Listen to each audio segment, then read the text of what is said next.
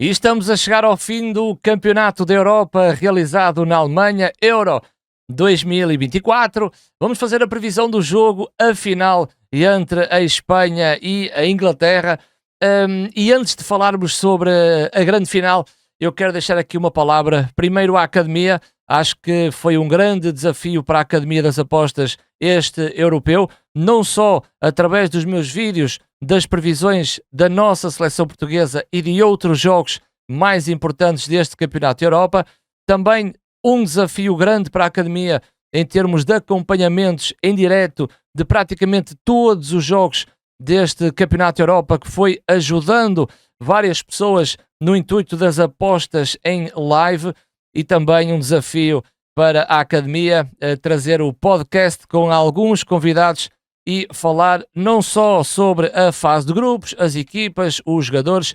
Tivemos outro podcast a falar das eliminatórias deste Campeonato da Europa e vamos ter outro podcast na Academia das Apostas a falar das meias finais e projetar a final do Euro 2024. Um desafio enorme para a Academia, em que eu sinto-me um felizardo por fazer parte deste projeto, e no que toca a mim, na colaboração diretamente com a UEFA, foram vários estádios que eu estive presente nos jogos da seleção em muitas cidades, 4 países diferentes, 15 viagens de avião durante o período do europeu. Sinto-me também contente por essa ligação à UEFA e também a ligação à Academia das Apostas neste Euro 2024. Não se esqueçam de subscrever o canal, que é muito importante.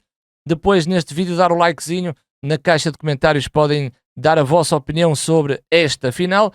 E os nossos links para as redes sociais estão todas em baixo na descrição. Vamos avançar para o site da academiadasapostas.com, onde vocês têm todas as estatísticas sobre o europeu, seleções, equipas, golos marcados, golos sofridos. Tem também previsões sobre apostas desportivas, mas aqui vamos falar sobre a Espanha e a Inglaterra. Não vou falar sobre a fase de grupos, vamos então falar sobre o percurso a partir dos oitavos de final, em que a Inglaterra precisou de se esmerar frente à Eslováquia. Inglaterra que empata a partida e depois no extra time a Inglaterra acaba por fazer o golo, o que lhe dará passagem para a próxima fase.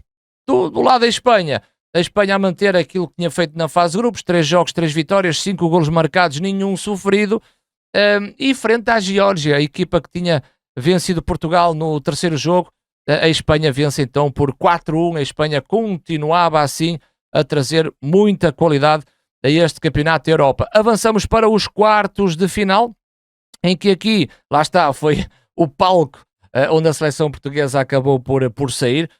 A Espanha com alguma dificuldade, principalmente a segunda parte, frente à Alemanha. A Alemanha a jogar em casa, portanto a Espanha teve que se esmerar também num golo, um cabeceamento de Merino que dá o 2-1, e a Espanha consegue passar num grau de dificuldade muito grande por ser a Alemanha e por jogar em casa.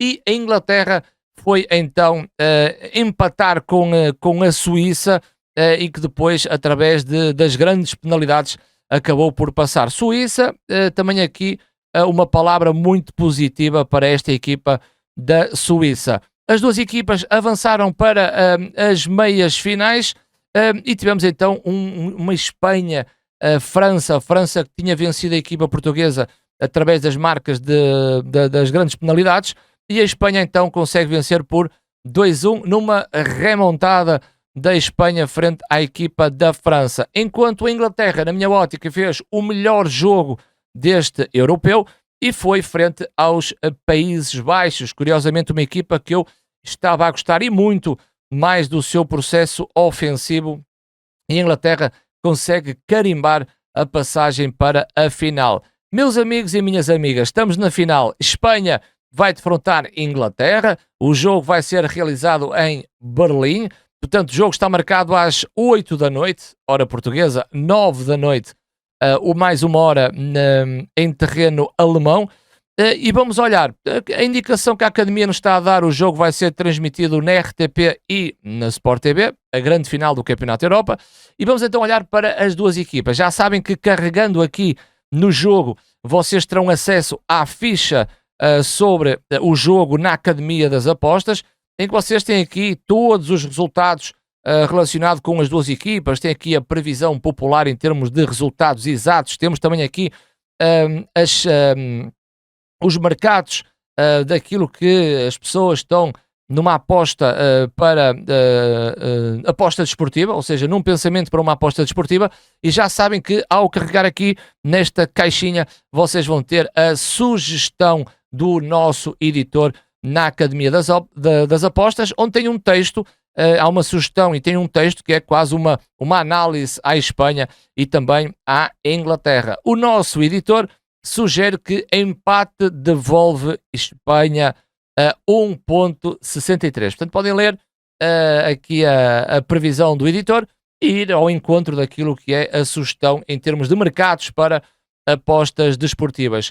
Fui à procura de informação para tentar saber os 11. Vocês sabem que eu me ligo a órgãos de comunicação social, muito aqui no Sport Small, que tem aqui o possível 11 da Espanha e também de Inglaterra. Existe o Play Sharper feito por utilizadores em que, em termos de players indisponíveis, apontam Pedri, continua lesionado por parte da Espanha, mas por parte da Inglaterra é uma situação para Southgate ter todos os jogadores à disposição. Portanto, temos aqui as previsões das equipas, tanto de Inglaterra como de Espanha, e eu depois fui atrás do meu quadro tático para explicar um pouco, e vocês já sabem, mas explicar um pouco quais os perigos da seleção espanhola e também da seleção inglesa.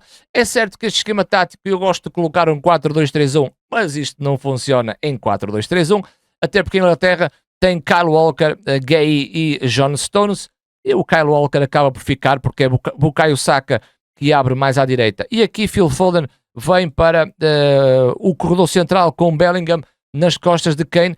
E atenção que Luke Shaw é apontado ao 11 da seleção inglesa. Trippier acaba por ficar de fora. A ver, vamos.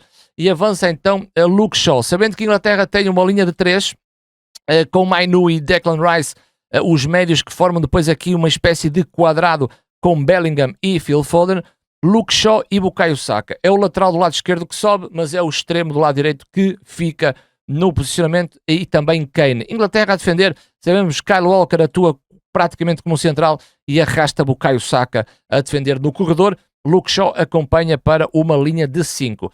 Atenção que eu gostei muito desta Inglaterra frente aos Países Baixos, esperando que a Inglaterra venha com o mesmo tipo de jogo que trouxe frente aos Países Baixos. E curiosamente, Phil Foden foi o jogador com mais liberdade posicional e um jogador que procurou muito o espaço morto que os Países Baixos foram dando. A Espanha, regresso de Lenormand, portanto, ao setor mais defensivo. O regresso de Carvajal também ao setor mais defensivo, com Laporte, Cucurella, com Unai Simón na baliza, Rodri, Fabian Ruiz e Dani Olmo. Dani Olmo vai continuar no 11 porque Pedri parece-me que continua lesionado. Nico Williams, Morata e Yamal. Quais são os perigos? Os perigos desta seleção será sempre... eu creio que a Espanha vai ter mais bola. Muita atenção às situações individuais ou de Nico Williams ou de Yamal. Yamal é um jogador que gosta muito de vir para dentro para que depois possa fazer o remate fora da área. Já marcou um excelente golo neste europeu nesse sentido, frente à França. E então é preciso ter algum cuidado com mais os corredores laterais, principalmente da seleção espanhola. E depois há aqui dois jogadores que vão ser um quebra-cabeças para Mainu e Declan Rice, que é Dani Olmo e Fabian Ruiz. Atenção que o Mainu pode subir um pouco através do seu corredor central, e a Espanha no jogo entre linhas, Fabian Ruiz e Dani Olmo são excelentes jogadores, principalmente o Dani Olmo, que consegue trazer verticalidade em espaços mortos que a Inglaterra poderá dar, e Dani Olmo pode ser mesmo um quebra-cabeças para esta seleção da Inglaterra. Rodri não pode jogar de cadeirinha, portanto acho que a Inglaterra vai tentar com Bellingham ou Phil Foden quebrar o jogo de Rodri, pois se Rodri joga de cadeirinha, então a seleção inglesa vai ter aqui um grande problema. A seleção inglesa pode aproveitar depois a transição ofensiva de várias maneiras, ou seja, Phil Foden é um jogador que ao receber bolas entre linhas pode criar grande dificuldade à equipa espanhola, como o Bellingham em situações de finalização em zonas atrás de Harry Kane. Bellingham é também um jogador fortíssimo nesse campo.